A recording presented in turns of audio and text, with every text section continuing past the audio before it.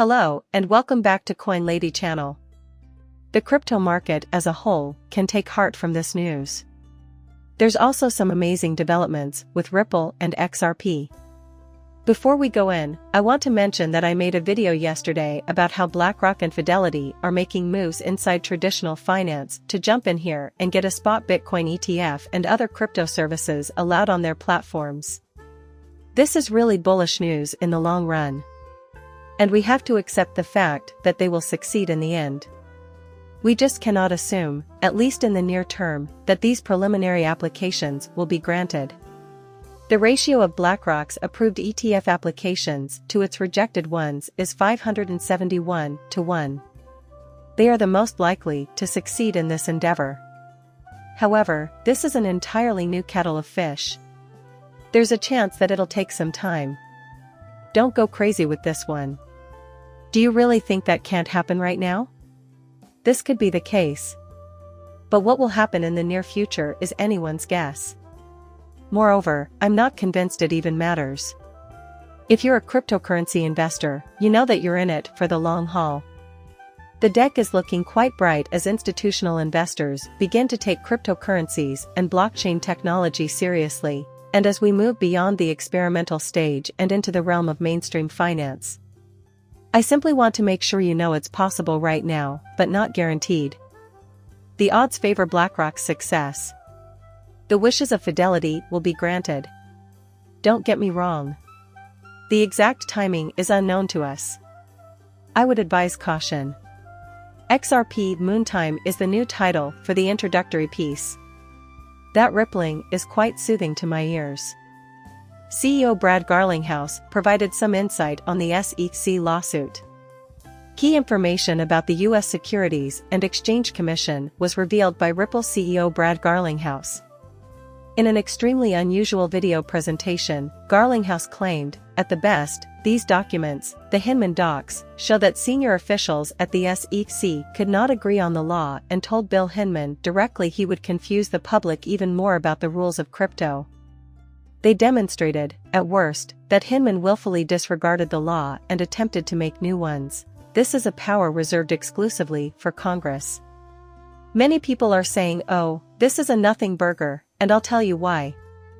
They probably were anticipating some form of illegal activity here. If you're sitting on the bench as a judge, this makes you think, you know what? Reading it doesn't make you feel safe at all. The SEC, however, makes it very clear that a regulatory void may exist. These investments might not be the deciding factor in your decision to trust your gut and issue the ruling. This is not stock trading. Perhaps under present law it is not regulated, even though it ought to be.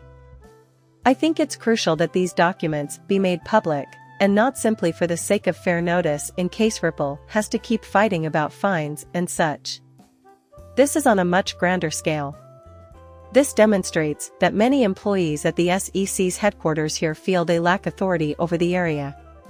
It will encourage the judge to make the difficult call. Typically, they would take the regulator's side in this situation, but they might not be able to. Places to visit. An important precedent will be created in the upcoming Ripple court case.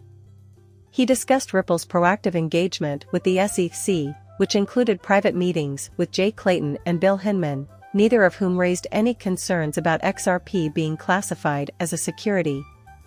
So they sat and listened, taking in as much data as they could to utilize later against Ripple.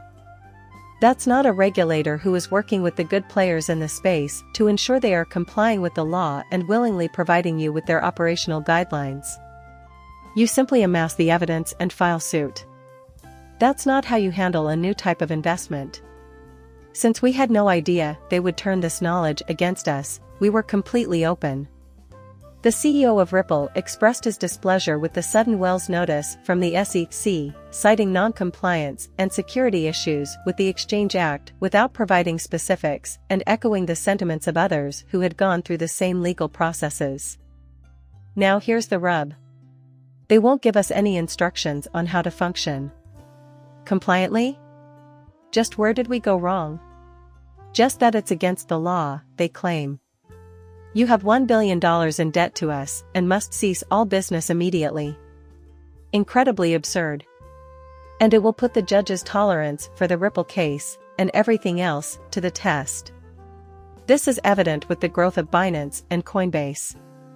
And, there's a lot of resistance because, even when the judges ask very direct questions, they get evasive responses. They made an effort to intimidate us from the SEC. Fortunately, we have the means to put up a fight. They succeeded in revealing what they had tried so hard to conceal. They purposefully muddied the regulations in order to regulate strictly through enforcement. That is just bad faith on your part. So, it's safe to say that crypto fans generally dislike regulators. Honestly, that goes against the norm around here. It's in our genes. Having a free and open financial system is the main focus of this area. But as a judge, you have to wonder, why is SEC acting this way? Why can't we get straight information from them? Because they can't enforce rules in this area, that's why. As a result, they resort to dishonesty and vague explanations in an effort to coerce audiences into submission. This is not legal, it is not conforming to the law, and it is a form of bullying. I'm hoping the judge can see through this distraction, because the SEC's announcement of guidelines would be welcomed by every other major player in this arena. You need to follow these steps. You have an understanding of what would occur to those businesses and their assets if these conditions were not met. It would be a game changer in terms of the size of the pool of capital willing to be deployed into this asset class and the number of startups founded on the backs of technology stocks. That's a pretty big deal. And at least this time, we'll have an open and honest resolution. If there's one thing I can say in Gary Gensler's favor, it's that he always kept his word. You know what, he adds, we'll just take it to court and let the judges sort it out. And that appears to be what will transpire. The settlement and other behind-the-scenes agreements between Ripple and the SEC prevented us from achieving this degree of transparency. Only Ripple would be affected by this. For the entire area, this is significant. Now we can assess the situation accurately. Like Brad indicated before, they have the financial means to counterattack and present their case in court. The ability to do so is limited. Unfortunately, I don't see too many other projects doing better. So, it's safe to assume that this is going to be the best possible outcome. Here I am, just now, seeing this article. Ripple can't win against the SEC as XRP is targeted for death, says expert. I won't spend much time on it. Who is this guru, anyway? And of course, Maximum Kaiser. This is the pinnacle of maximalism. Bitcoin alone is valuable, anything else is useless. And he thinks the next XRP won't win against the SEC because the fight was never about the law, and that the doomed coin was designated for death and it's Gary's responsibility to take it out now. It would be possible for the US government to just outlaw crypto if it so desired. Trading in Bitcoin was all that was possible. Not at all related to the topic at hand. The goal here is to exert influence over the cryptocurrency market, which will play a significant role in the future of the capital markets. This is precisely why Max Kaiser's stance is so absurd. If you have faith in Bitcoin and appreciate its benefits, you won't want them messing with the network's foundation. People will expect instantaneous transaction processing. And here's a shocker, DeFi. Bitcoin could make the necessary adjustments if they don't have the necessary networks. Hey, have a look, it's free and open source. The program could be modified in that area. However, there is a price to pay for access to all of these premium features. If you think Bitcoin is fantastic on its own merits, you might be pleased to learn that other networks exist that provide those functions without clogging up yours. Excellent work, indeed. Each task requires a unique set of tools. You're interested in quick transactions, top-notch XRP, DeFi, and various forms of smart contract technology. Maybe Ethereum or Cardano or Polkadot or something. Let them settle it in a fight. However, these other networks are targeting entirely other traffic streams, so you have nothing to worry about. It's ridiculous to think that there will be only one cryptocurrency, designed for a single purpose. It shows me that Max Kaiser doesn't grasp the complexities of Bitcoin's ecosystem or what makes Bitcoin valuable. The next piece is named Ripple Played Its Hand. Would the Hinman papers be useful to Coinbase? And I think it's the whole Ripple court case, not just the Hinman paperwork. If the judge rules that XRP is not a security and never was, it will be a major setback for the SEC, which is after far more than the staking and other services offered by cryptocurrency exchanges. They seek hegemony and the ability to regulate the cryptocurrency market. However, a security is required for this purpose. They can't just barge in and start snooping about if there aren't any security measures in place. This piece discusses the potential benefits of the Hinman documents for both Ripple and Coinbase. Take note that that is only relevant in the event of a defeat. You may be subject to penalties if these assets constitute securities. However, I believe there is more to it than that. This goes to prove that not even the SEC considers these assets to be securities. What did we learn from Hinman's address? So, it seems clear that digital currency is not a security. With Ethereum in mind, he made that remark. The Securities and Exchange Commission does not think Ethereum should be treated like a securities. That message would be sent to all relevant resources and systems. A lot of new stuff has been added to this area. So, compare Ethereum now with other digital currencies like Cardano, Atom, and others from the present day. When Hinman commented, "You know what, this is essentially a regulatory gap, and we don't see it as a security," in 2018, Ethereum was already a step ahead of this. According to the records, other SEC employees agreed with them and advised them not to highlight the issue. We still hope Hinman is right, even if he has ulterior intentions. We agree with him, albeit we think it applies to more than simply Ethereum and similar networks and assets. That's okay. What to know about crypto investing as regulators weigh Bitcoin ETF listing is the next post from CNBC. And as I've already stated, it will occur. Whether this will actually occur at this time is unknown. A probable bottom has been reported, and Bitcoin has risen as a result. The digital currency market is seeing major players, such as Bitcoin exchange-traded funds, enter the market. It's not limited to exchange-traded funds. It has been suggested that Fidelity is making a significant impact in this market. They're going to step up their efforts here, which may or may not involve an acquisition of Grayscale. Bitcoin's price has increased by over 80% since firms including BlackRock, WisdomTree, and Valkyrie have applied to list their ETFs on exchanges. Although Bitcoin futures are available to American investors at the moment, the anticipated spot ETF would make direct investments in digital currency. Therefore, it's a superior investment option for consumers. That's really important. The high fees associated with investing in futures are not justified when compared to the benefits of investing directly in the underlying asset. Investors shouldn't expect the same returns. Considerably better than the competition. Douglas Boneparth, a licensed financial planner in New York, believes that the introduction of the Bitcoin spot ETF marks a significant turning point for the cryptocurrency and the industry as a whole. When we are fully incorporated into the financial system, it will be very symbolic as we graduate into a real asset class. BlackRock's submission of this application is a very serious statement. Absolutely. And it confirms that this is going to occur. Yahoo isn't just another company trying to have an ETF application approved. Eventually, BlackRock will succeed in getting what they want.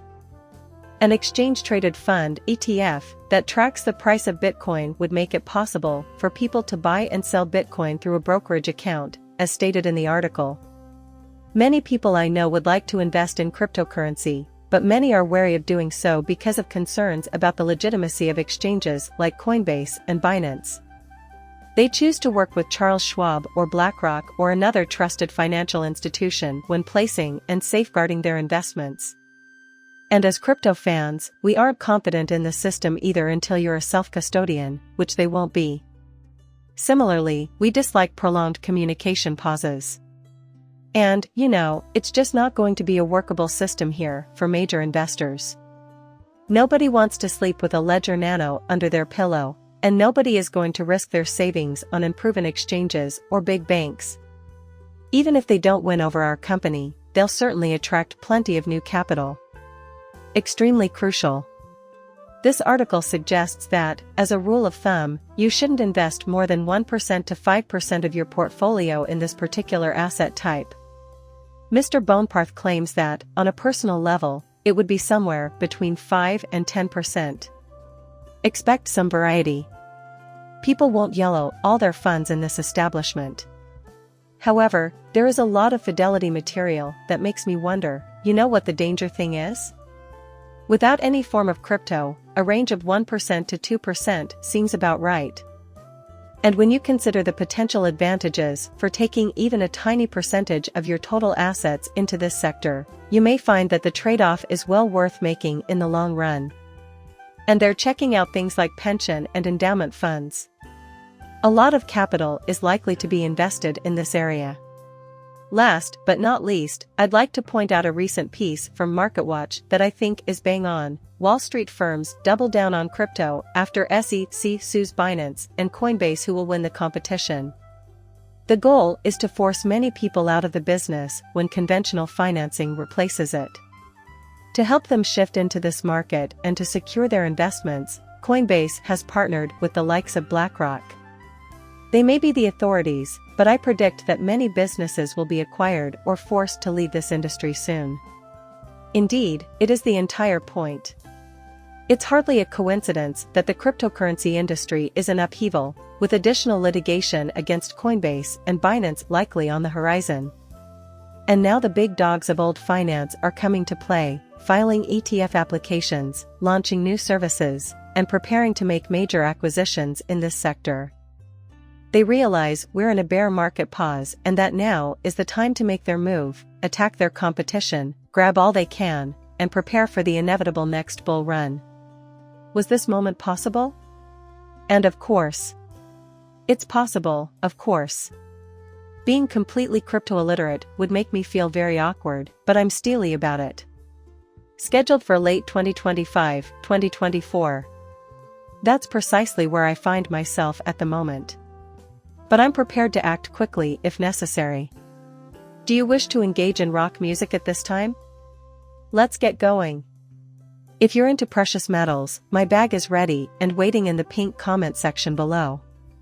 Gem Bullion has a huge fan in me. The website was sent to me by DM Logic. I was inquiring as to where he obtained his Silver Eagle memorabilia. In the pinned comment down below, I've had a lot of success with them. I even have an affiliate connection. I contacted them and told them, hey, I appreciate your service. I'm interested in joining your affiliate program. I was enrolled in their course after applying. If you're interested in such things and are in the market for gold or silver coins, you might want to have a look. You feel compelled to back the channel. You may find our affiliate link in the comment section of the pinned image. Excellent service, JM Bullion. Leave a comment with your thoughts, and as always, a like and a subscribe would be greatly appreciated. See you in the next one, bye.